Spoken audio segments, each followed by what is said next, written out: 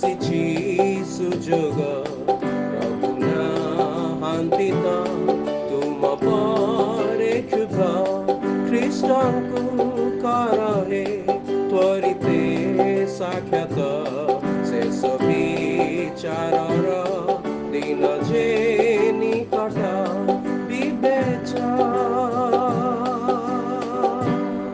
प्रिय श्रोता बंधु प्रभु श्रीख्रीष्ट पवित्र नाम रे आपनको शुभेच्छा। पवित्र बाइबल गीत संहिता पुस्तक 103 गीतर तृतीय पद को आम मैंने यही प्रकार पाठ करूँ। से तुम्हार अधर्म सबू क्षमा करती, से तुम्हार रोग सबू सुस्थ करती। यही वाक्य को बुझा निमंते किए क्या और क्या संबंध में कहते ता बुझेबा आवश्यक। ए गीतरे राजा दाऊद निजको ईश्वरंकर संबंध में कहते, से निज जीवन में ईश्वरंकर साक्ष्य दियंते। मनुष्य शरीरधारी होइथिबा हेतु तार इच्छा अभिलाष सदाबेले सांसारिक विषय उपर रही था। ए कारणरू ता जीवन में जानतरे हेउ बा अजाणतरे पाप अपराध करि थाए।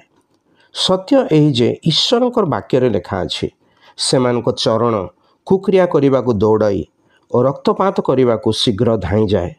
उपदेशकों यही सत्य कहे जे पाप और अपराधर दंड शीघ्र न दिज्वा हेतु मनुष्यर मन अपराध करने को झुंकी पड़े। मात्र पाप और अपराधर दंड एपरी भयंकर जे ताहा मनुष्यर स्मरण में रहे ना। ईश्वरंकर वाक्य कहे जे पाप हेतु मनुष्य मृत्यु बा मृत अर्थात मनुष्य नरकदंडर योग्य। तथापि पाप क्षमा अनुभव करिथिबा दाऊद राजा एहीपरि कहती जे ईश्वर आमर समस्त अधर्म क्षमा करती। ध्यान दियंतु जे से आमर केवल गोटे किंबा दीटा पाप क्षमा करते ना, बरं समस्त अधर्म क्षमा करती। एहीपरि करबा निमंते प्रभु यीशु ख्रीष्ट आमर पापर प्रायश्चित करबा निमंते क्रूसीय मृत्यु ग्रहण कले। तेणु तांको मृत्यु पुनरुत्थान रे विश्वास द्वारा मनुष्य समस्त अधर्मरु क्षमा प्राप्त हुए।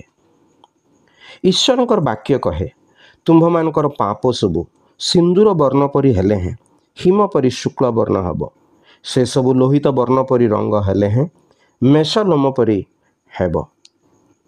जदि आम्भे माने आपण आपण पाप स्वीकार करू तेबे से आम मानकर पाप क्षमा करने को और समस्त अधर्मरु आंभ मानक परिष्कार करने को विश्वस्त और न्यायवान अटंती। तेबे आपण निज विषय कहि पारिबे कि से तुम्हार अधर्म सब क्षमा करती। आपण जेपरि शुद्ध और पवित्र हेबे एथिपाई ईश्वर आपनको साहाय्य करंतु। धन्यवाद।